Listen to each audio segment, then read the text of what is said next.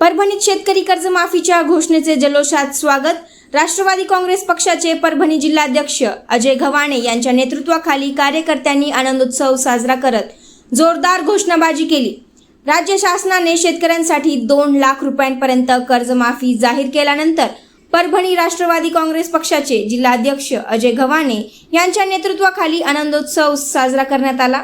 शहरातील छत्रपती शिवाजी महाराज पुतळा परिसरात कार्यकर्त्यांनी फटाक्यांच्या आतिषबाजी करत आणि घोषणाबाजी करून शासनाच्या निर्णयाचे स्वागत केले.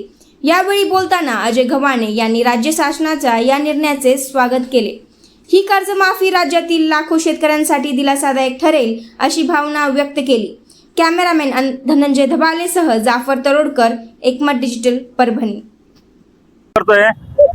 या सरकारला शेतकऱ्यांच्या कर्जमाफीसाठी नतमस्तक व्हायला लावणारे रोहितदादा पवार यांचे आम्ही पहिले अभिनंदन करतो, धन्यवाद देतो.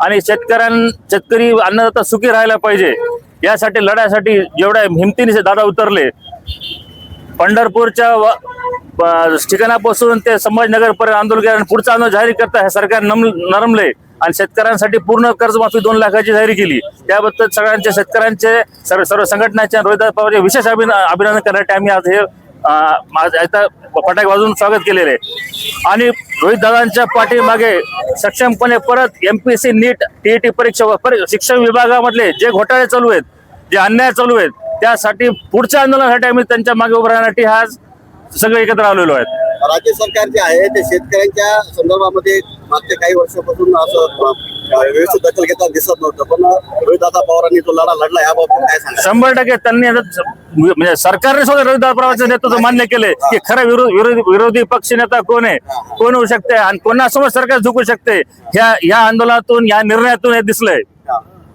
चालेल, ठीक आहे. आणखी